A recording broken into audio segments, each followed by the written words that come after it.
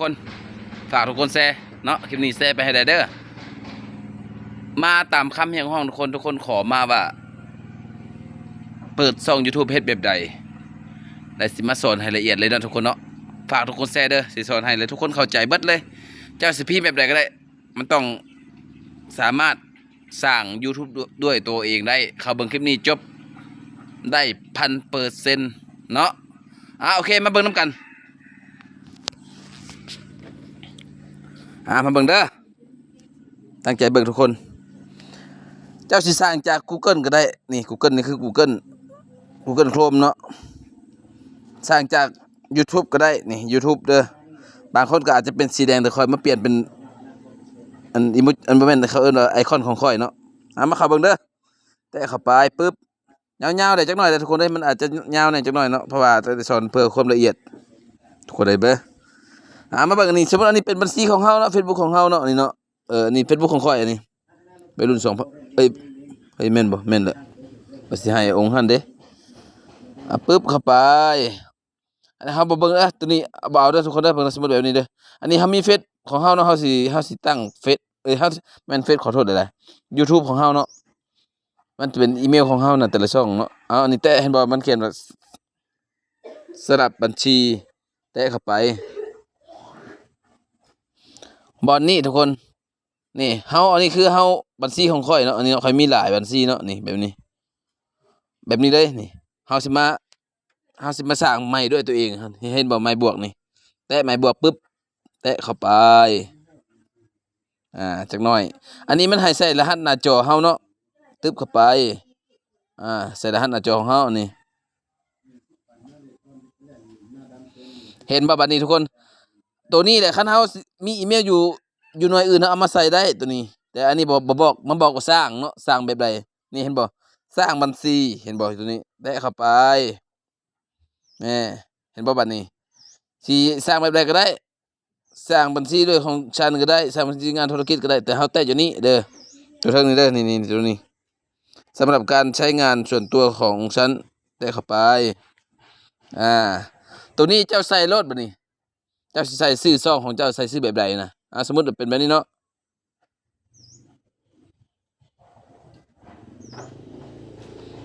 วัยรุ่น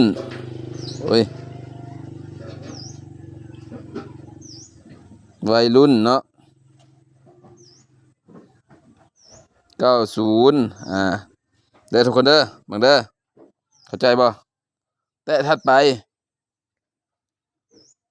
เพศนี่เฮาก็ใส่เลยเฮาจะใส่แบบใดก็เฮาเป็นเพศเพศใดก็ใส่ตามนั้นเนาะวันเดือนปีเกิดนี่อันนี้ใส่แบบใดก็ได้ทุกคนแต่ความหมายของเฮาอยากใส่ให้มันจำได้เพื่อเฮาสิไปสมัคร TikTok สมัครหยังต่อไปนะทุกคนเข้าใจบ่ค่อยใส่แบบนี้เลย07 1 2 3 4 5 6 7 8กรกฎาคมเอาตัวนี้ตึ๊บเข้าไปมัน990เอาตึ๊บเข้าไปได้ทุกคนถัดไปต่อเด้อบัดนี้เด้อเข้าใจเนาะถัดไปต่อบาดนี้แหละมันให้เฮาใส่อีกเป็น Gmail ของเฮาน่ะเฮาอยากใส่แบบใดก็ได้คือกันอันนี้ก็ได้เข้าใจบ่ทุกคนเข้าใจบ่เจ้าแต่ว่าเป็นภาษาอังกฤษได้บ่เป็นภาษาลาวได้ปานนี้ได้เป็นภาษาอังกฤษตัวนี้น่ะเจ้าสิใส่แบบใดก็ได้สมมุติว่าสิขอให้ใส่วัยรุ่น90เนาะวัยรุ่น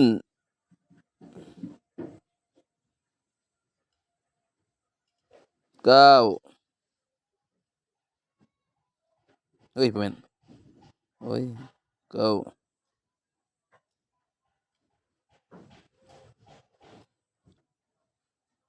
แม่นบ่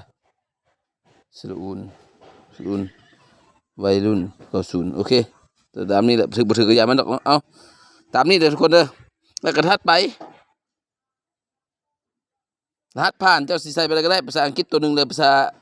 ตัวเลขตัวหนึ่งตัวเลขใส่วัยรุ่นวัยจังนั้นเขาก็ลบถิ่นตัวนี้เขามาสอนซื่อเด้อวัยรุ่น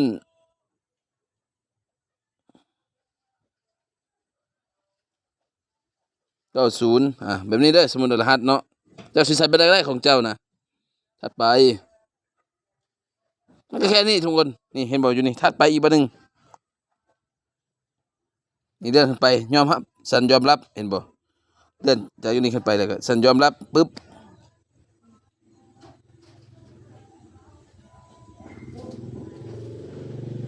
นี่ได้แล้วทุกคนซ้ำนี่แหละ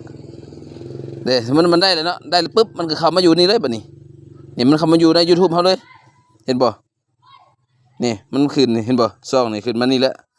ได้จากนั้นไปจะเซตแบบไหนจะเซตคลิปยาวบ่คลิปยาว10-25นาทีขึ้นไปจะก็ได้ไปใส่แม่บวกนี่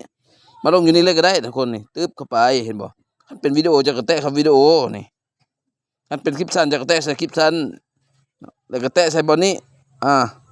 เอาลงสมมุติว่าเนาะเอาลงนี่แตะไปเซตประมวลผลจังหน่อย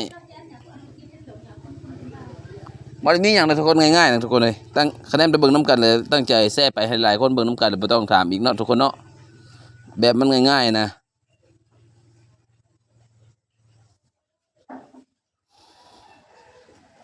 จังหน่อยได้มันซาได้ทุกคนนี่ถัดไป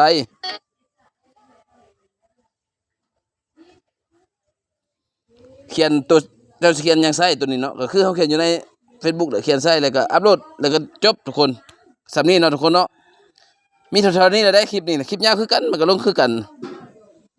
สมมติเป็นลงวิดีโอเนาะครับออกมาลบเอามาคลิปยาวสมมติว่าคลิปยาวมี3 นาทีขึ้นไปเขาคลิปยาวเนาะ3 นาทีขึ้นไปนะเดี๋ยวอยู่นี่นี่สมมติเป็นตัวนี้ตึ๊บเข้าไปนี่แล้วก็เขียนทุกคนเขียนชื่อเฮาสิลงหั่นน่ะแล้วก็อัปโหลดลงแล้วก็แล้วตัวนี้ก็ได้สำนี้แหละทุกคนเลยเนาะโอเคฝากทุกคนฝากไลค์ฝากแชร์เด้อ